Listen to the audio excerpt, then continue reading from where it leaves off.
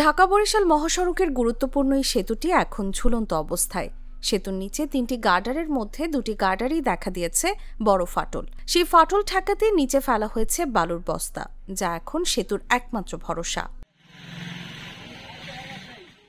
প্রতিদিন শত শত যাত্রীবাহী বাস, ট্রাক ও মোটরসাইকেল চলছে এই ঝুঁকিপূর্ণ সেতুর ওপর দিয়ে। যানবাহনের ওজনেই সেতু কেঁপে উঠছে প্রতিনিয়ত। ফাটল ধরা গার্ডার ও অস্থায়ী বালুর বস্তার সাহায্যে চলাই যান চলাচলে প্রতিনিয়ত বাড়ছে দুর্ঘটনার ঝুঁকি। ব্রিজটা সম্পর্কে আমি জানি 1964 সালে 64 বছর বয়স হলো এই ব্রিজটার। ওই বছর আমার জন্ম হয়েছে। আমার বাবাও এটা সাব কন্ট্রাক্টর ছিল, আর বরিশালের সন্দুমে উনি ছিল হলো মেইন কন্ট্রাক্টর। তাই এই 64 বছর বয়স, আমার বয়স আর এই ব্রিজের বয়স একই বয়স। এই আমার বাসা হলো এই পাশে। তো ব্রিজটা এখন ঝুঁকিপূর্ণ। 15 বছর আগে চুনপাড়া দিছে, এই সপ্তাহ 2 আগে ওপার ভাঙ্গিয়া পড়ছে, এইভাবে বালি দিয়ে মারামাত করছে। কারণ ব্রিজ লাগবে অনেক।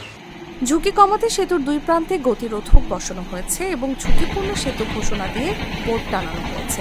তবুও প্রতিদিন চলছে ভারী যানবাহন। যে কোনো সময় ভেঙে যেতে পারে। যে কোনো কাজ সরকার দেখার পর হয়তো 6 মাস পর কাজটা করতে আসে, কিন্তু আমি মনে করি ব্রিজটা খুব ঝুঁকিপূর্ণ। যত তাড়াতাড়ি সম্ভব ব্রিজটা মেরামত করার জন্য সরকারের কাছে অনুরোধ জানাচ্ছি।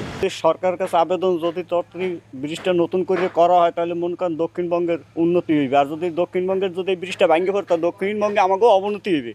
তা আমি সরকারের কাছে মিন আবেদন জানাই যে ব্রিজটা যাতে আমাকে ভালো করে করা হয় বা নতুন করে করা হয়, উদ্যোগ নেওয়া হয় যেন। ঢাকা বরিশাল মহাসড়কের এই সেতুটি ভেঙে পড়লে বন্ধ হয়ে যেতে পারে পুরো দক্ষিণাঞ্চলের সড়ক যোগাযোগ। তাই দ্রুত সংস্কারের দাবি স্থানীয়দের। তাসলিমা তিথি, জাগো নিউজ।